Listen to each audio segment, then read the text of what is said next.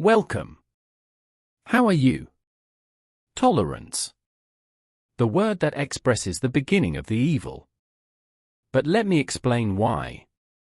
On this path, we often start with the material world and, through that, first observe our actions.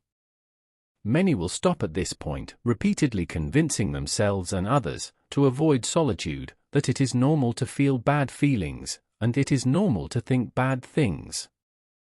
If you don't act on them, that's okay.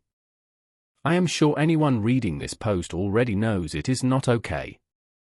Of course, thinking that we can just snap our fingers and be in a state of grace is quite naive. It may happen, but if not, that's okay too. With time, we observe our actions and reflect on our feelings. When we gain control over them, as we let go of the bonds and restrictions that cause them, we start to observe what thoughts bring them about. Of course, this order is not always clear. Sometimes the feeling brings awareness to the mind. As whole individuals, we learn, adapt, delve deeper, improve, make mistakes, and continue moving forward where necessary. Adding bad emotions and thoughts about yourself, along with those about others, won't help. Therefore, self-love and reason, rather than judgment, towards yourself will become the key to walking this path. When we climb the mountain and start to have a clear view of those small steps that lead us to joy, such as humility about our spiritual knowledge and amplitude, calm, integrity, mercy, purity, peace, and resilience, we start to change our actions, emotions, and thoughts because it is how we flow in this state of spirit. In this moment of wisdom, you become a light on others' paths. You won't see yourself as the path, just a small but effective arrow for others searching to climb the mountain. When will this happen, some may wonder. Well, as I said before, when you achieve those steps to joy and act on them almost as if they were part of you, it is a way to perceive this is happening. You are no longer a slave to excuses and bad actions. You may still make mistakes, of course, but they will be fewer and less significant. To create a clearer idea of this moment, I will give you some examples. You will feel less indignation and more empathy. If someone wrongs you, your first thought will be to understand why this person is acting that way, then find a reason with the person to make it right. You will feel the need to act only when it can cause something good. If a word or action doesn't help anybody, you will prefer silence.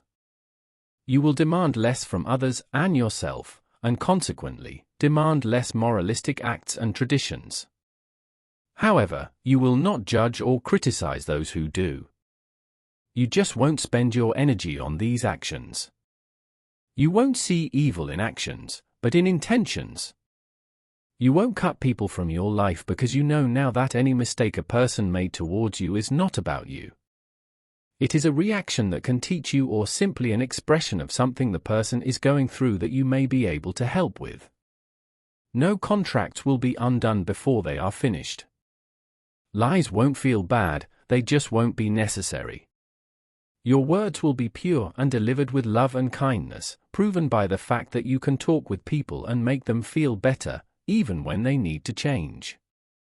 This is quite a practice, but you can reach a place where you will love everything and everyone. It won't be like a fairy tale with unicorns. Through mercy, you can find understanding and love all parts of a wrong situation. Yes, this is hard, but it is like still loving the rain, even though you saw it kill people in a flood. Still loving the earth you walk on, even though it shakes people's houses to the ground in earthquakes. Still loving the wind, even though it can steal all your possessions in a hurricane.